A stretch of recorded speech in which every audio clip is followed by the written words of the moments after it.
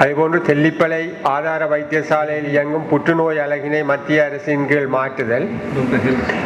இந்த விடயம் தொடர்பாக மத்திய சுகாதார அமைச்சுக்கு கௌரவ ஆளுநரினால் கடிதம் அனுப்பி வைக்கப்பட்டுள்ளது. அடுத்தபடியும் காரநேரில் அமைந்துள்ள தொல்லிய திணைக்களத்துக்கு சொந்தமான வெளிச்ச வீட்டை புனரமைத்தல்.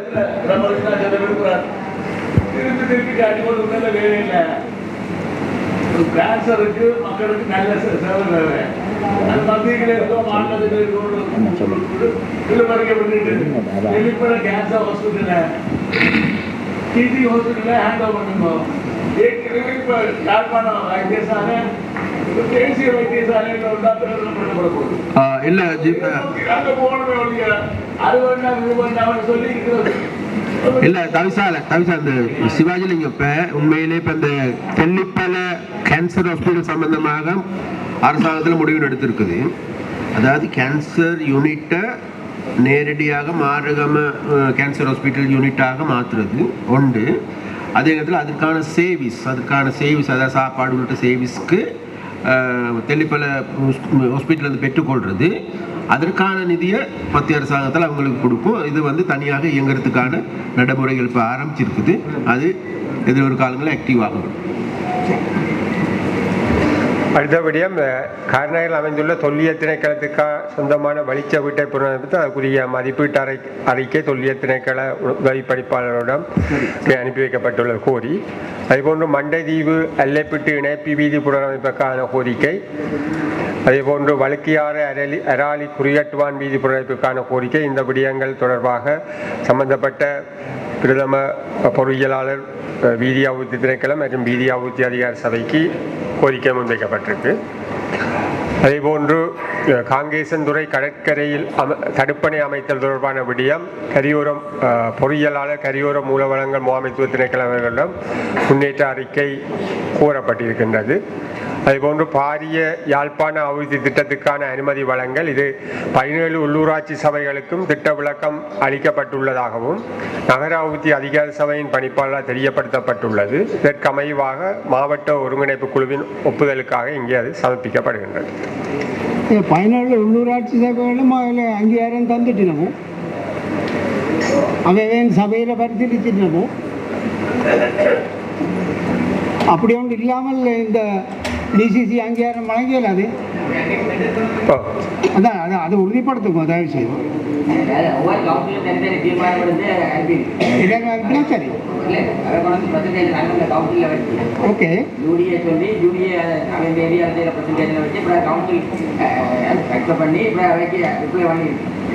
சரி எல்லாம் சரியான எல்லாம் மாற்றங்களை சிலது உள்வாங்கி இருக்கிறோம்.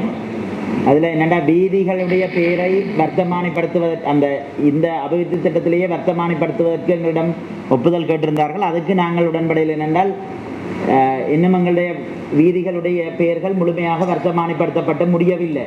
ஆகவே அதே நேரத்தில் ஏற்கனவே உள்ளூராட்சி மன்றத்தின் ஒரு பணியாக ஏற்கனவே வீதிகளுடைய பெயர்களை தாங்களே வர்த்தமானிப்படுத்தி வைக்கிற விடயம் இருக்கிறது. அப்படி இருக்கீங்களா இந்த விடயத்திலையும் அதே போல அகலம் நீளம் என்ற விஷயங்களை வர்த்தமானிப்படுத்துவது என்பது ஒரு தேவையற்ற சிக்கல்களை கொடுக்கும் என்று கருதுகிறோம். ஏனைய விடயங்கள் நாங்கள் நடைமுறைப்படுத்துறோம். அதுல நாங்கள் கொடுத்த மாற்றங்களும் இருக்கு. அதையும் உள்வாங்கி நாங்கள் அதை வைக்க எழுத்து மூலமே அனுப்பி இருக்கிறோம். சட்டவிரோதமான கட்டணங்களுக்கு அனுமதியை கொடுத்துக்கொண்டு ஜூலியை அந்த பயணம் பண்ணிட்டு அதையே அந்த காசு எடுத்துருக்காங்க. கல்லூரியில் திரைச்சோட்டில் உடனே கொடுத்து 40 லட்சம் ரூபாய் ஃபைன் பண்ணிட்டு 5% காசு வருவதை தலைமுறை அந்த கொள்ளைகள் பிரச்சனையாகவே இருந்து கொண்டிருக்கு. சட்டவிரோதமான கட்டணம் நடந்ததுன்னா பிரச்சனை நடந்து கொண்டிருக்கு. அது கேட்டால் கூட பயங்கரமாக இருக்கும். கடந்த ஒழுங்கு இருந்த பிறகு இருந்தார் 40 லட்சம் வந்திருந்தார்.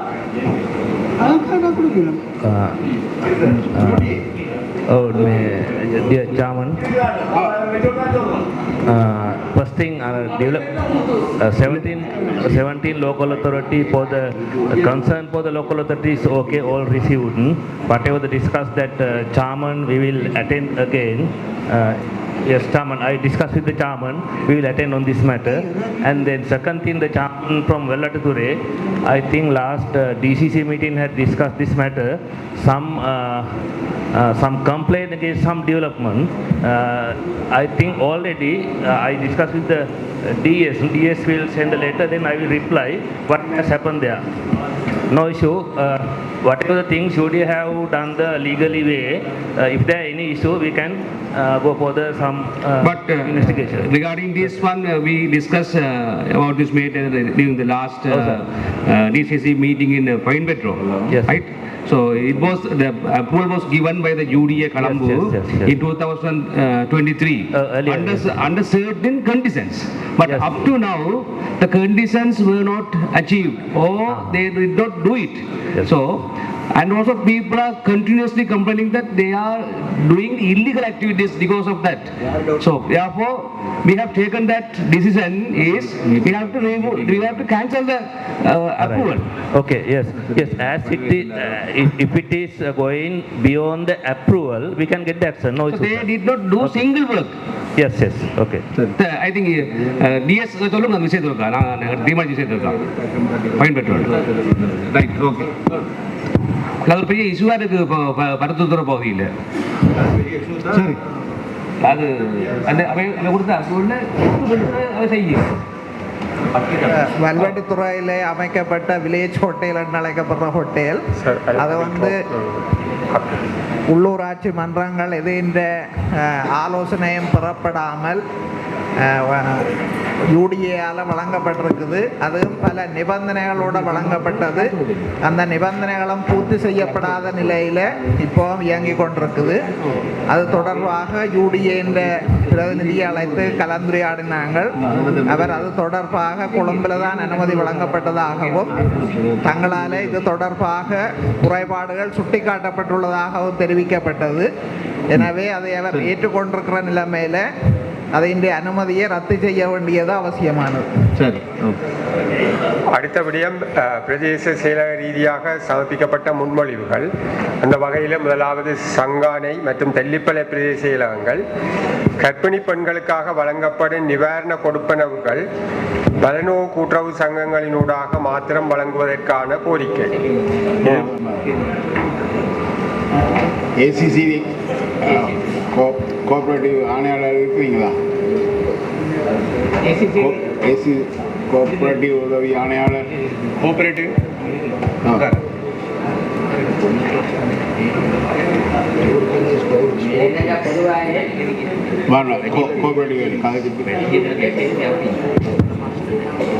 இதற்கான முடிவை நீங்கள் எடுக்கிறோம்னால ஒவ்வொரு பிரதேசமும் இந்த பிரச்சனையாக இருக்குது. நீங்கள் அது என்னன்னு ஒரு முடிவு எடுத்து இன்றைக்கு அந்த முடிவை கொடுத்துருவோம். சரி, என்ன தொடர்ந்து சொல்லி கொண்டு இருக்கு இல்லை, அது நீங்கள் சொல்லுங்கள் உங்களுக்கு பிரச்சனை. இப்போ இந்த கர்ப்பிணி தாய்மாருக்கான உலருணவு விநியோகம் வந்து பிரதேச செயலகங்களால் கேள்வி கோரல் அடிப்படையில் தான் அது கோரப்படுகின்றது. அதில் பலநோக்கு கூட்டுறவு சங்கங்களும் அதில் அவர்களும் விண்ணப்பித்து அவர்களும் அந்த ஒதுக்கீடை பெற வேணும். கூடுதலான பலநோக்கு கூட்டுறவு சங்கங்கள் தங்களுக்கு வழங்கப்படுகின்ற அந்த கிராம சேவையாளர் பிரிவு அடிப்படையில் வழங்கப்படுகின்ற ஒதுக்கீடுகள் குறைவாக இருக்குன்னு சொல்லியும் தங்களால் தரமான பொருட்களை சுகாதார திணைக்களத்தோடு இணைந்து வழங்கக்கூடியதாக இருக்கும்னு சொல்லி பல சங்கங்கள் நேற்றும் கூட 2 சங்கங்கள் எங்களுக்கு அரசாங்க அதிபருக்கு அறிவிக்க சொல்லி விண்ணப்பித்திருக்கிறார்கள். அளவட்டி மல்லாகம் தெல்லிப்பளை போன்ற பல்நோக்கு சங்கானேயும் சேம் ப்ராப்ளம். சரி, அது நீங்கள் நம்ம சொல்லுங்கள். அது ஒழுங்காக அது வந்து டெண்டர் கால் பண்ணி தானே கொடுக்க வேணும். அந்த முறையில் தான் பிரதேச செயலகங்கள் நடைமுறைப்படுத்தி கொண்டிருக்கின்றார்கள். கூட்டுறவு சங்கங்களும் அந்த முறைக்குள்ளே உட்பட்டதாக இருக்கின்றது. அவர்களுடைய கம்ப்ளைண்ட் என்னன்னு சொன்னால் கூடுதலான இது தனியாருக்கு வழங்கப்படுகின்றது. கூட்டுறவு சங்கங்களுக்கு அந்த இதை தர சொல்லி தான் அவர்கள் கேட்டுக்கொண்டிருக்கிறார்கள். ஆனால் கேள்வியில் கூறும் பொழுது தனியாற்ற விலை வந்து பல்நோக்கு கூட்டுறவு சங்கத்தின் விலையிலும் பார்க்க குறைவாக இருந்தால் அதை மாற்றி கொடுக்கலாம். 2 பேரும் ஒரு விலையாக இருந்தால் பல்நோக்கு கூட்டுறவு சங்கம் முன்னுரிமை கொடுக்கலாம். ஆனால் நான் முந்தைய அரசாங்கம் இருக்கிற பொழுதும் அவர்களின் தனியார் விலை குறைவாக இருந்தால் நாங்கள் பல்நோக்கு கூட்டுறவு சங்கம் கொடுக்கலாம். இப்போ கொஞ்சம் டிவிஷன் எம்பிசி அது கொடுக்கலாம். அப்ப கொஞ்சம் விலை உண்டா தானே, இல்லாட்டி கொஞ்சம் டிவிஷனை மட்டும் கொடுக்குறது இல்ல விலை அவரெல்லாம் சொல்லணும், பெரிய செயலாளர் சொல்லணும், விலை வித்தியாசம் இருக்கும். பிரதேச செயலாளர்களுக்கு அறிக்கையிட்ட அடிப்படையில் சுற்றறிக்கையின் பிரகாரம் நாங்கள் இப்ப பருக நடைமுறையை சரியான முறையில் பின்பற்ற வேண்டிய தேவை பிரதேச செயலாளருக்கு இருக்கு. அதன் அடிப்படையில் பிரதேச செயலாளர்கள் சகல பிரதேச செயலாளர் பிரிவுக்கு உட்பட்ட இந்த சுற்றறிக்கையில் சொல்லப்பட்டிருக்கின்ற வியாபார நிலையங்களை பதிவு செய்தல் என்று சொல்லுகின்ற மகளிர் சிறுவர் அலுவலர்கள் மற்றும் சமூக வலுப்படுத்துகை அமைச்சினுடைய சுற்றுவதற்கு அமைவாக பிரதேச ரீதியாக இருக்கின்ற வியாபார நிறுவனங்கள் பல்நோக்கு கூட்டுறவு உட்பட வியாபார நிலையங்கள்ல அதுக்குரிய கூறு விலையை கோரி பிரதேச பெருக நடைமுறைக்கு அமைவாக தீர்மானத்தை எடுக்கிறோம். அதுல பலநோக்கு கூட்டுறவு சங்கத்தினுடைய விலை அந்த பெருக நடைமுறைக்கு அமைவாக வந்தால் எந்த விதத்திலையும் பிரதேச செயலாளர்கள் அதில் இருந்து மீற மாட்டார்கள். இல்ல அது இல்ல பிரச்சனை, அவைக்கும் கிடைக்குது, எம்பிசியும் கிடைக்குது. ஆனா பிரைவேட் ஆக்களுக்கு தான் டிவிஷன் டிவிஷனா பிரிச்சு கொடுத்துருக்கீங்க. கொடுக்க எம்பிசியத்துக்கு குறைய வந்திருக்காங்க, பிரைவேட்டு கூட வந்திருக்காங்க. அந்த எம்பிசி தங்காரையும் தெளிவுலையும் தான் பிரச்சனை இருக்கு. சொல்லுங்க, மற்றாக்கள் பிரச்சனை இல்லையா?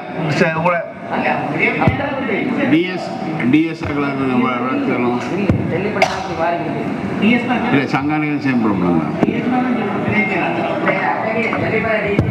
தெல்லிப்பளை சங்கான எம்பிசியத்துக்கு 11 டிவிஷனும் தெல்லிப்பளைக்கு 6 டிவிஷனும் கொடுத்துருக்கு. மிச்சம் பிரைவேட் ஆக்களுக்கு கொடுத்துருக்கோம். எம்பிசியத்துக்கு முன்னால் இருக்கிற வேற பிரைவேட் கடையும் கொடுத்துருக்கேன்.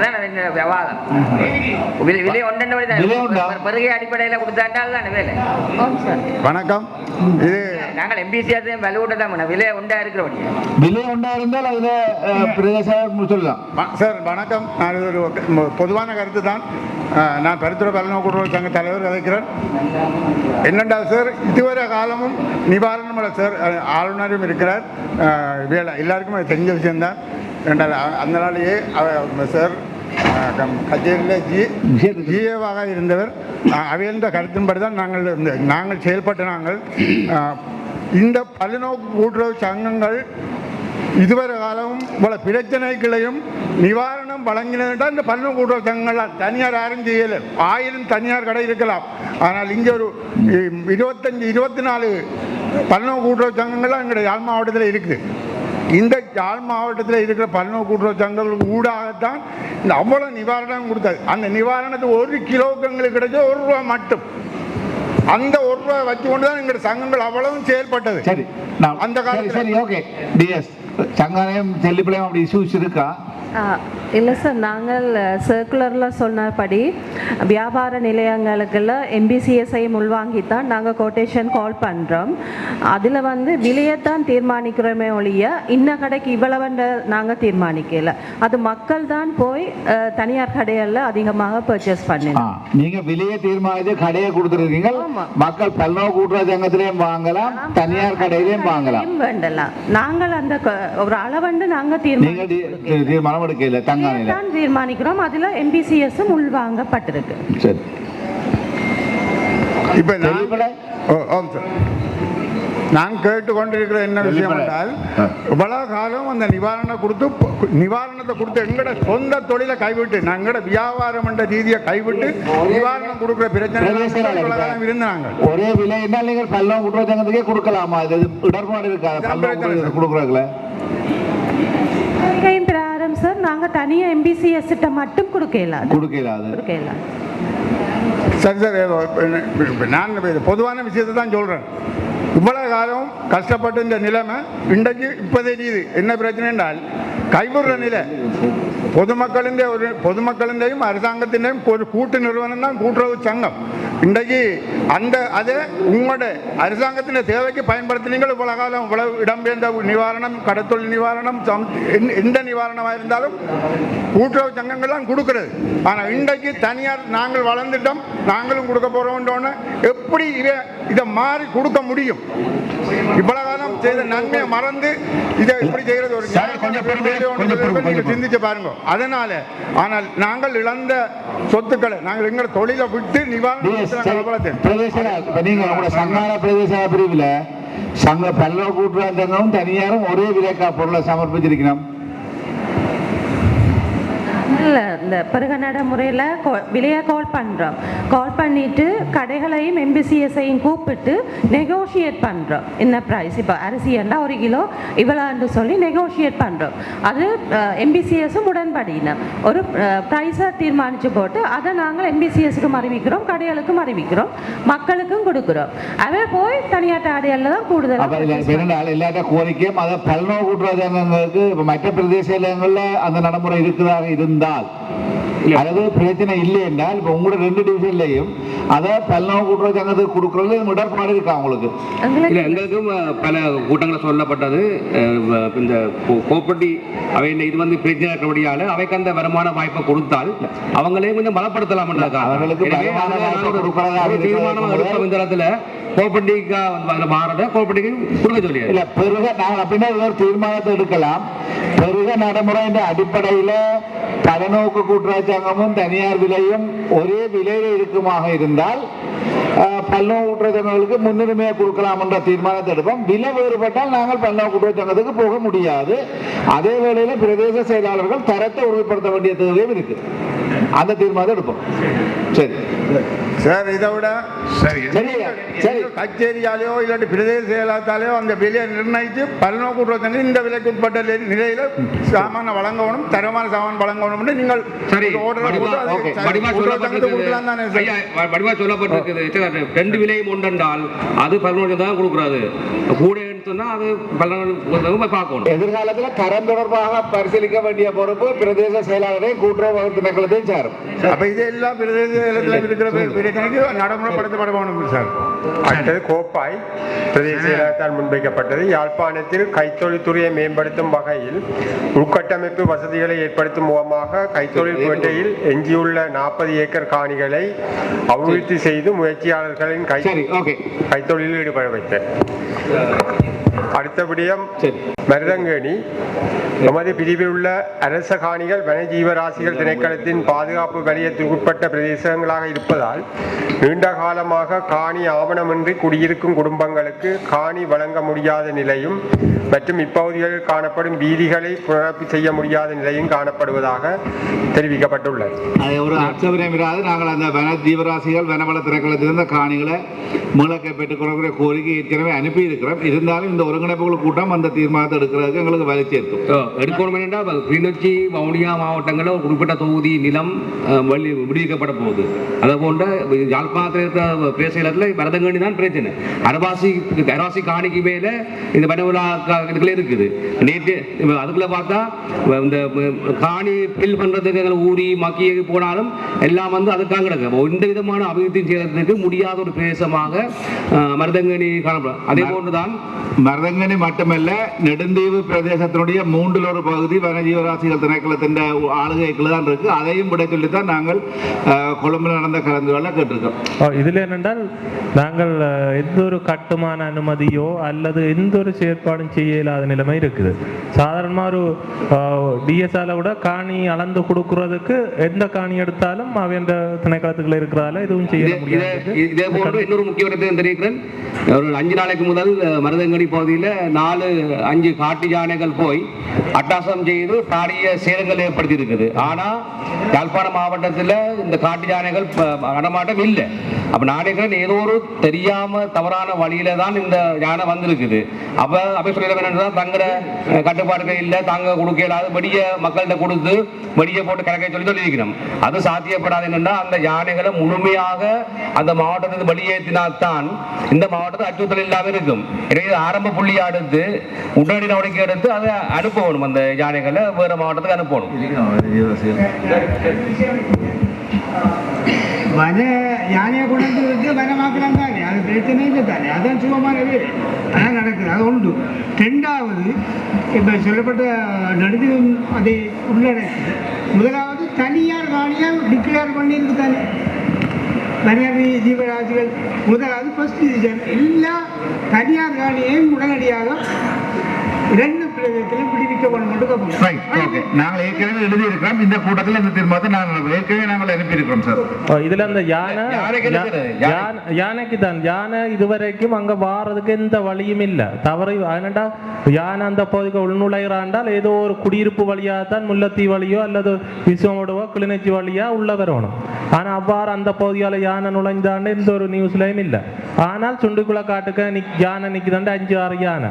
நான் சின்ன வயசுல இருந்து அந்த இடத்துல இருந்தேன். நான் அந்த காடு வழி தெரிஞ்சேன்னா ஆனால் யானை எந்த ஒரு யானையும் அவ்வாறான மிருகங்கள் வாழ்ந்த எந்த ஒரு இதுவும் இல்லை. அது அந்த யானைக்கு ஒரு முடிவு என்ன செய்யலாம், அதுல இருந்து வெளியில கொண்டு போகணும் அந்த ஏரியால. இல்லாட்டி அது மக்களுக்கும் யானைக்குமான போராட்டமா தான் போகும்.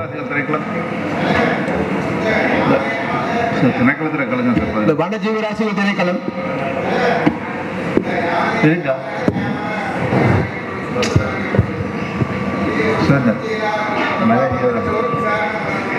மிகப்பெரிய ஒரு ஆச்சரியமான அதிர்ச்சிகரமான விஷயம். யாழ்ப்பாணத்துக்குள்ளே யானை ஒரு காலத்திலும் இருந்திருக்க முடியாத ஒரு பகுதியில் வந்து இவ்வளவு பெரிய அழிவுகள் நடந்ததுன்றது, அந்த பகுதியிலேருந்து மக்களை வெளியேற்றுறதுக்காக ஏதாவது சதிச்செயல்கள் நடந்ததா என்றது தொடர்பாக ஒரு விசாரணை நடத்தப்பட வேணும். இந்த வனஜீவராசிகள் திணைக்களத்தில் யார் வந்திருக்கிறார்? அதான் வனஜீவராசிகள் திணைக்களம் நீங்கள் யாரும் வந்திருக்கிறீங்களா? இல்லையா? வைல்ட் லைஃப் ஆஃபீஸர் யாரும் வைல்ட் லைஃப் ஆஃபீஸர் இல்லையா? வர இல்லையா? முக்கியமான ஆட்கள் வராமட்டுருக்கேன் என்னென்று பாருங்க.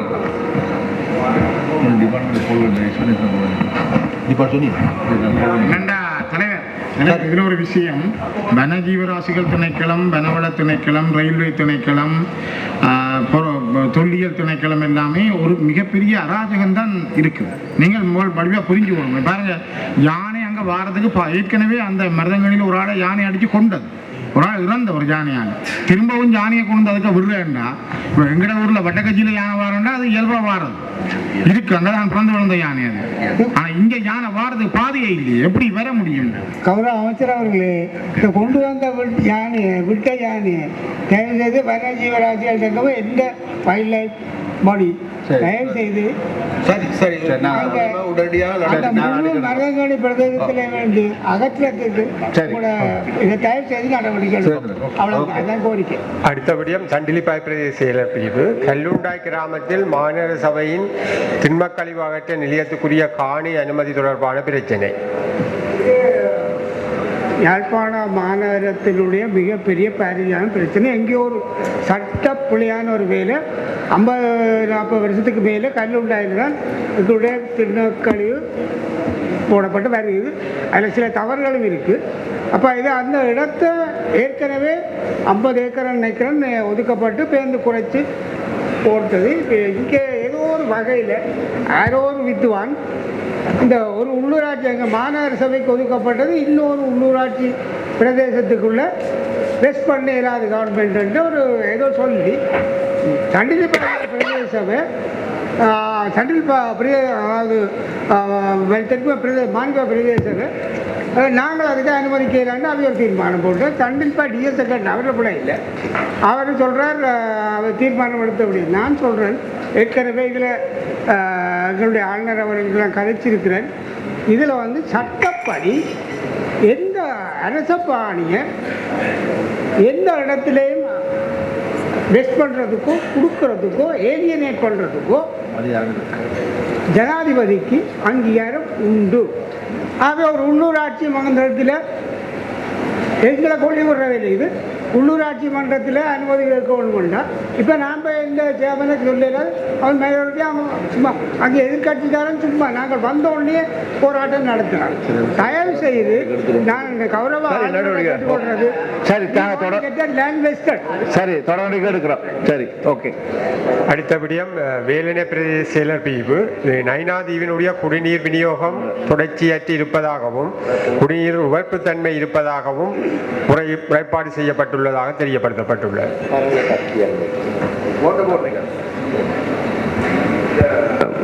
இந்த விடயம் சம்பந்தமாக நாங்கள் வேலனை பிரதேச செயலகத்திலேயும் ஒரு கூட்டம் ஒன்று கூடி சில தீர்மானங்களை எடுத்துனாங்க. ஆனால் அன்றைய தினம் நான் நைனாதிக்கு சென்று அந்த தண்ணியை குடித்து பார்த்த பொழுது அதில் அந்த தண்ணியை சுற்றி இருக்கிற இயந்திரங்கள் பழுதாக போயிருக்கிறதால அதுவும் உப்பு தண்ணியாக தான் வருகுது. பிறகு பார்த்தா அந்த அங்கே இயங்குகிற அந்த இயந்திரத்துக்கும் ரேடியேட்டருக்கு அந்த உப்பு தண்ணியை விட்டுருக்கா அது வெடிச்சிருக்கு. வெடிச்சபடியால் அவங்களுக்கு தெரியல உப்பு தண்ணியை விடக்கூடாதா இல்லையான்னு சொல்லிட்டு அப்படி அந்த அந்த நைனாதி பிரதேசத்துக்கு தொடர்ச்சியாக உவர்நீர் நன்னீர் குடிநீர் தண்ணி பிரச்சனையாக கிடக்குது. அப்படி டிசிசியில் நான் தொடர்ச்சியாக கழிச்சு வரோம். நைனாதிக்கு என்ன பிரச்சனைன்னு சொன்னால் ஒரு தரம் ஒரு பதில் சொல்லிடம் இல்லை. அப்போ அந்த ஆர்ஓ பிளான் வந்து செலவு ஊழினதும் அங்கே இது கரண்ட் பிரச்சனை. கரண்ட் அங்கே இருக்கு, அங்கே 3 பேஸ் கரண்ட் இல்லை. இப்போ 3 பேஸ் கரண்ட் இல்லாதால் அந்த இயந்திரத்தை சரியான முறையில் இயக்க முடியாமல் இருக்கிறது. ஆனால் இப்போ அண்மையில் இந்திய துணைத்துறை சொல்லி இருக்குது அங்கே அந்த காற்றால மூலம் வருகின்ற மின்சாரம் 3 பேஸாக வரும்னு சொல்லிட்டு. ஆனால் என்ன பொறுத்தவரையில் அந்த தீவுக்கு நைனாதிலிருந்து குடி தண்ணீர் வந்து 70 தீவுக்கும் 40 தீவுக்கும் போகுது.